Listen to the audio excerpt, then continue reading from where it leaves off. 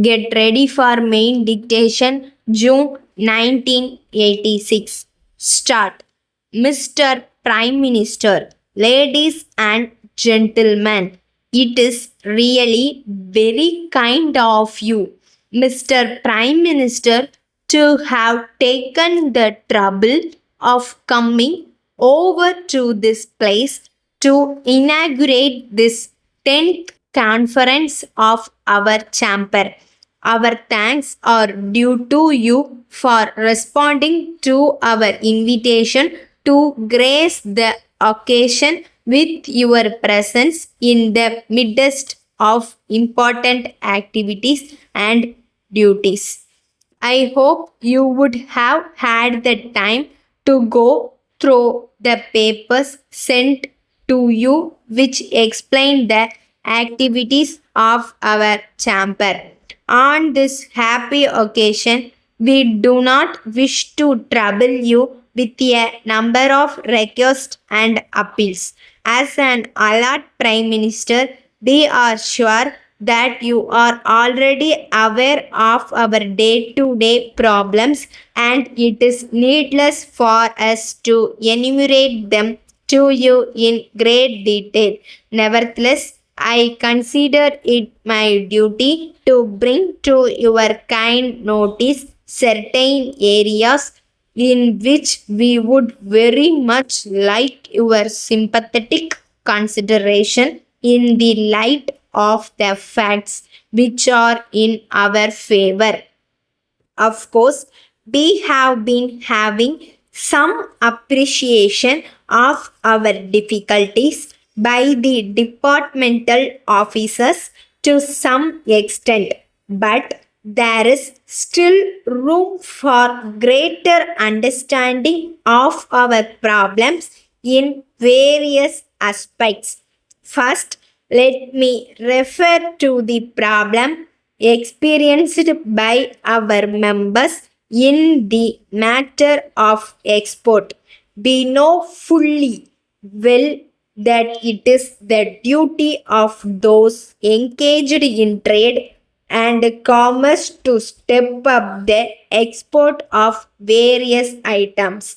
As a matter of fact, in all our annual and special meetings, we have been trying our level best to find out ways and means of how we could cooperate with the government in stepping up the exports.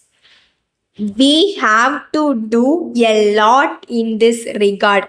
It is in this connection we request you, Mr. Prime Minister, to kindly instruct the concerned officials at all levels to exhibit some amount of imagination in dealing with our suggestions.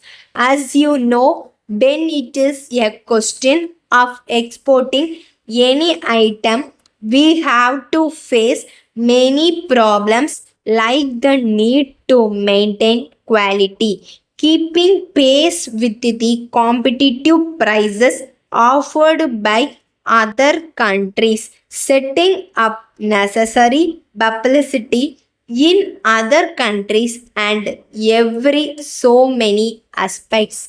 There are also certain other items and areas which we cannot openly discuss in a conference like this. All these are items which involve huge expenditure. If we want to export very high quality materials, we have to use best quality raw materials, which means incurring higher expenditure.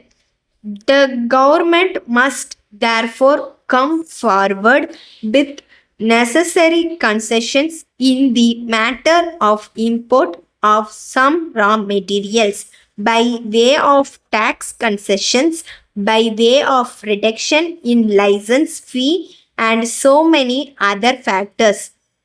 It is our sad experience that we do not get full cooperation from the departmental officials for some reason or other. This is state of affairs should change sooner or later unless the present procedure to deal with the problems of exporters undergoes a radical change. The export trade will be affected. Letter dated 10th May 1983 from Mrs. Ganesh and Co. Ltd. Madras to Mrs. Sundar and Sons Erode. Dear Sirs, we are very sorry to inform you that you have not paid our bills for the past 10 months. We have sent you several reminders by post besides a number of telephone calls. In spite of all this, we have not received the payment. You have not acknowledged receipt of our letters and given us the reasons for such delay in payment.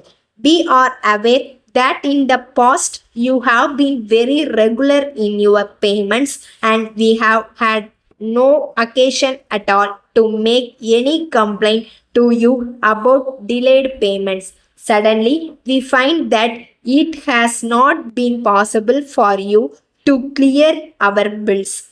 We are at a loss to understand why you have also not chosen to reply our letters.